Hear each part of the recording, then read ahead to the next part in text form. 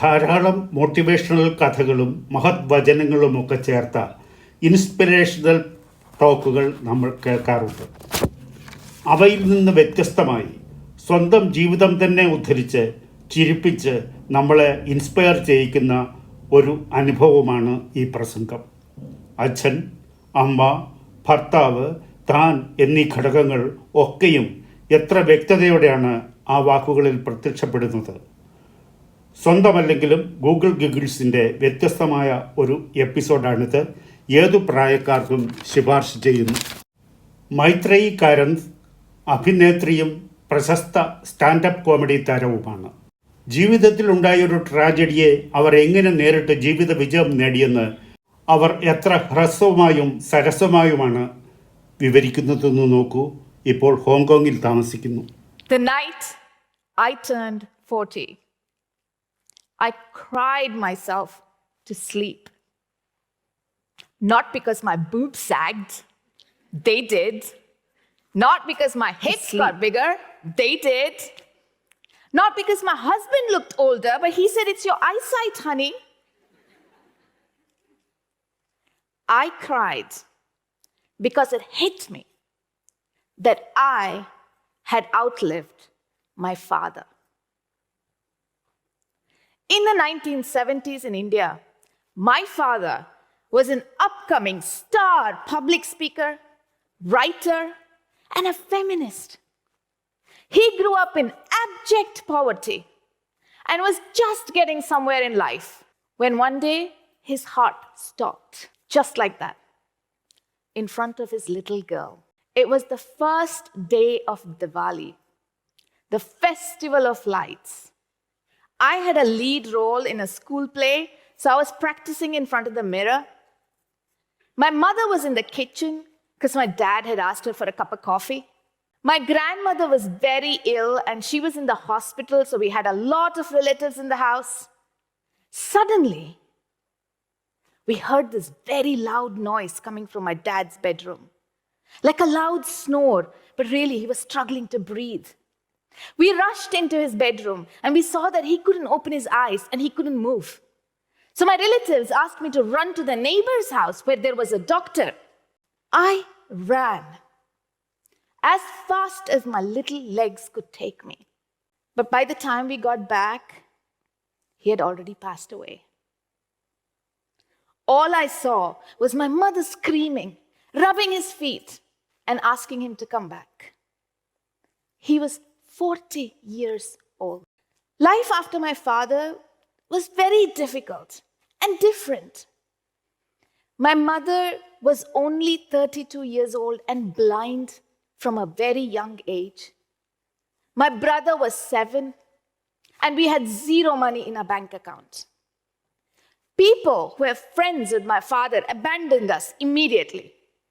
Some even failed me when I came across them.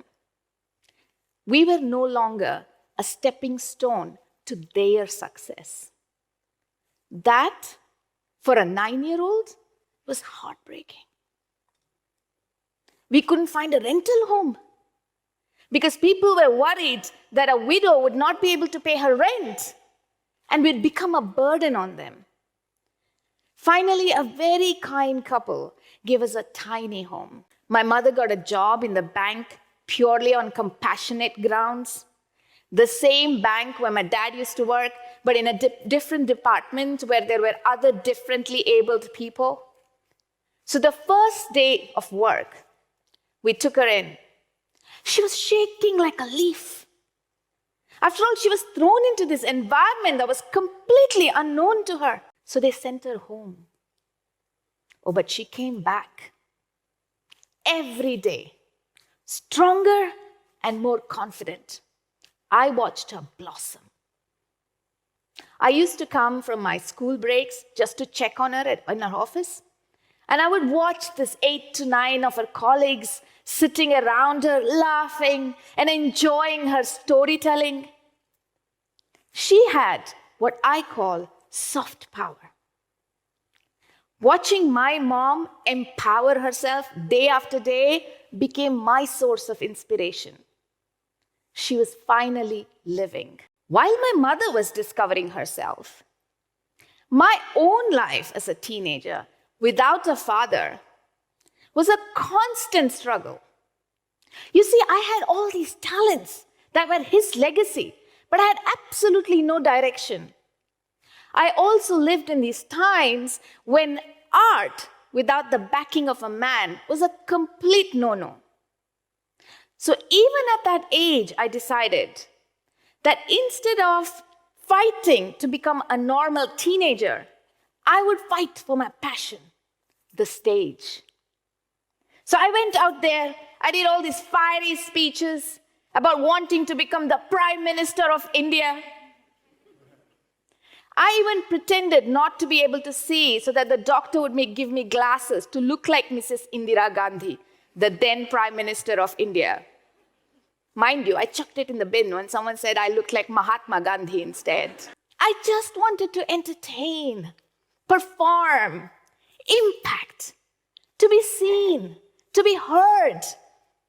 And I did. A famous movie director watched me perform and he came home to convince my mother to let me act in his upcoming TV series. But we had struggled so much already. This seemed like an impossible dream to embark on. So we said no. I carried on with my studies. I did a degree in mathematics. I did an MBA. And then, like a very good girl, got married to a wonderful man and moved abroad. Did a post-graduation in education and started a mathematics tutoring business. No stereotyping there. I had it all. A lazy, loving husband, a cranky mother-in-law, a son who wanted to become a computer engineer. The Indian dream. What more could I ask for, right? That's when 40 happened. And I thought, every year from now is a blessing my father never had. What am I going to do with this blessing? And that's when this partially forgotten little girl, full of passion and determination, peeked through my heart and said, "Hey, I'm still here." So I closed down my tutoring business and enrolled into an acting program. Suddenly, I had a new beginning. My life was this blank canvas, and I was painting all these colors that reflected my thoughts, my spirit, my now. It was soul-quenching. Oh, but the acting program was completely out of my comfort zone. I was the only woman and the only 40-year-old in my class. So every scene felt like a recreation of the movie, The Graduate. Lack of English-speaking role for a woman my color and my age pushed me into production. And I produced a TV series and a short film. And then I found live stand-up comedy. During my first open mic, a famous Indian comedian watched me. And he said, "Hey, do you want to open for me?" Tomorrow. But this time, unlike my teenage years, I had the power, the courage, and the freedom to say yes. 5 years since, this year, I sold out 2 nights of the first ever one-woman show at the Comedy Club in Hong Kong.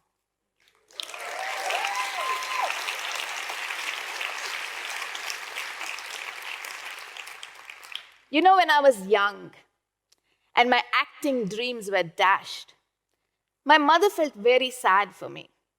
And I said to her, "Mom, don't worry. I will act in a movie one day, even if it means the mother of the hero." Here I am today, 49 years old, with my first movie in the cinemas this year, playing the mother of the hero.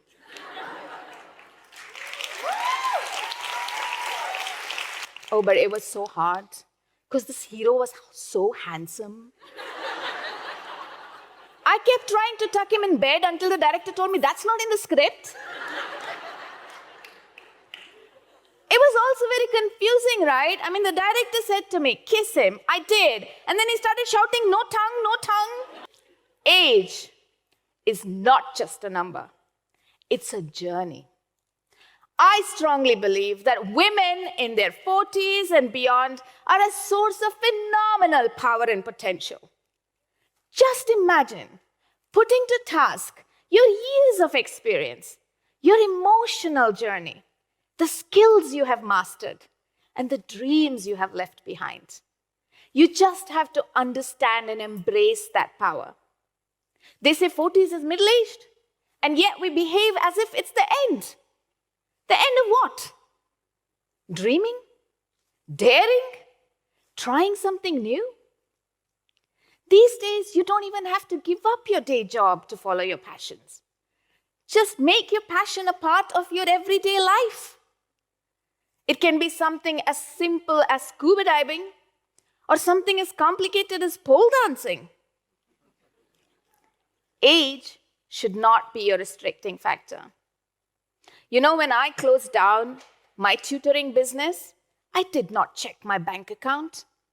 I checked my own expiry date, which said, any time now. Because your now was once your future. And in the blink of an eye, it is going to become your past. So instead of trotting the path that someone else has laid down for you, actively participate in finding your own journey. Even the search is fascinating. Climb the mountain first. The rest are mere peaks. I stand before you today with my father by my side, realizing our dreams together. One in body, other in spirit.